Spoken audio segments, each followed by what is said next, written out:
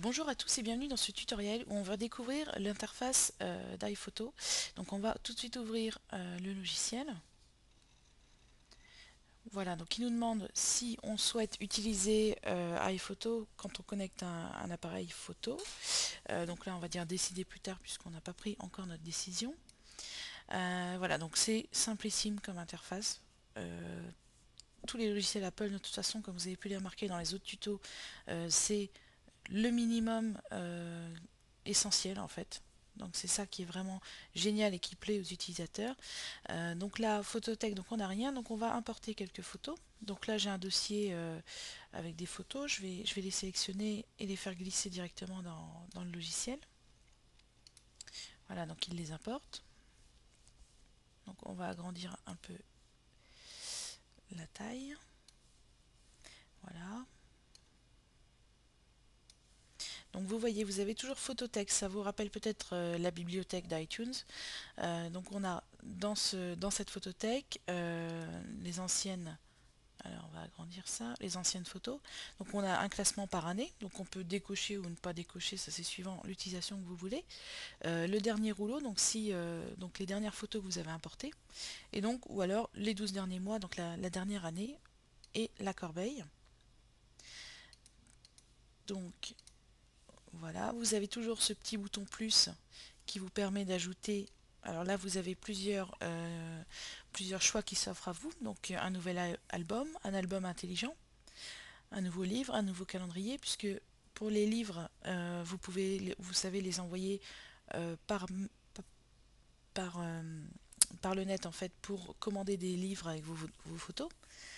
Nouveau diaporama, nouvelle carte, etc. Donc là, on va faire un nouvel album. Par exemple, on va l'appeler Fleurs.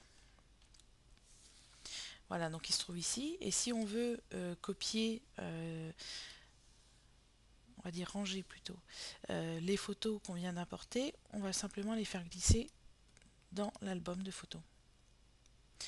Donc au niveau, donc sur la gauche, au niveau de cette partie, vous pouvez créer autant de dossiers que vous voulez. Bien sûr, ça, il n'y a pas de limite.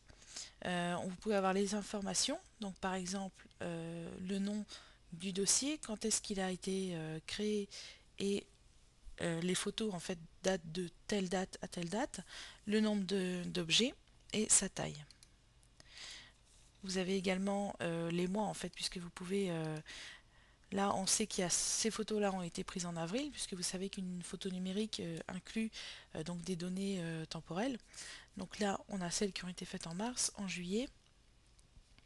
Donc voilà.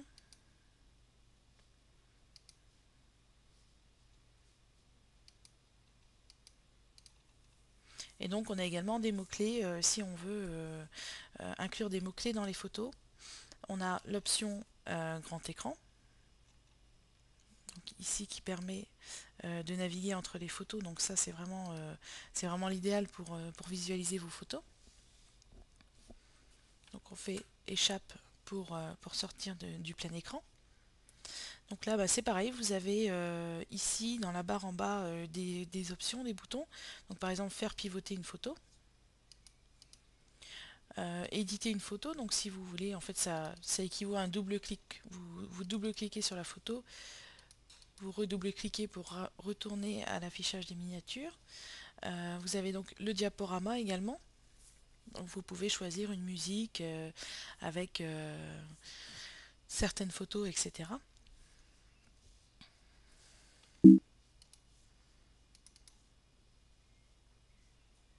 Donc là, il a créé un diaporama.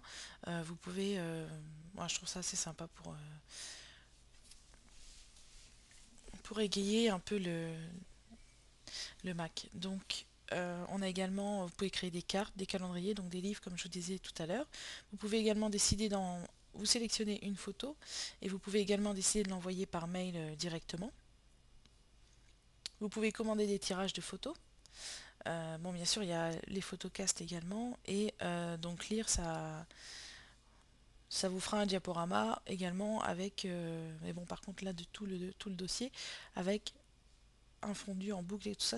Il y a plein de choses à découvrir dans les photos. Il paraît simple comme ça, il est simple, mais il a beaucoup d'options et beaucoup de choses intéressantes. Et donc on a toujours le bouton de recherche, donc comme pratiquement sur toutes les applications Apple. On a le nombre de photos. Et donc on a ce petit curseur qui permet d'agrandir les photos et de les prévisualiser comme vous le souhaitez. Donc pour voir en détail une photo, un double clic et un double clic de nouveau pour retourner sur l'affichage complet des vignettes.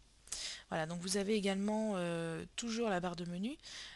N'oubliez pas, vraiment important, consulter l'aide des logiciels, c'est vraiment utile. Ça répondra à pas mal de vos questions. En plus là, si on peut aller voir, l'aide est vraiment très bien faite. C'est pas, enfin, l'aide Mac est super bien faite. Il vous explique comment importer des photos, visualisation, etc. Vous pouvez poser des questions. L'aide en français est très bien faite, hein. C'est pas une simple traduction. Et voilà, donc n'oubliez jamais quand vous avez un problème de consulter l'aide, ou bien sûr de consulter des forums ou des sites dédiés. Donc pour iPhoto, vous avez donc toujours à propos d'iPhoto pour savoir quelle version vous avez. Les petites astuces aussi également, donc ça c'est sur internet. Donc il y a régulièrement des petites astuces qui vous sont présentées. Donc c'est sympa. Vous avez, donc là on est dans Safari. Donc iPhoto, vous avez toujours le menu fichier, édition photo, partage. Vous pouvez également partager vos photos entre plusieurs sessions, comme vous pouvez partager votre musique. Donc ça, faudrait regarder les tutos pour au niveau du réseau. On avait fait un tutoriel sur partager la bibliothèque iTunes entre différentes sessions. Donc pour iPhoto, c'est la même chose. C'est dans les préférences. Vous avez un onglet partage et vous pouvez partager vos photos avec les autres personnes qui utilisent votre ordinateur sur différentes sessions.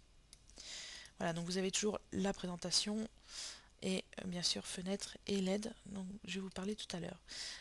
Voilà, donc iPhoto c'est super simple à gérer, c'est vraiment pratique. Et dans un prochain tutoriel, on fera une explication pour exporter les photos, donc soit par mail ou soit exporter les photos à un format prédéfini et à une taille prédéfinie. Voilà, je vous souhaite une bonne continuation sur votre Mac.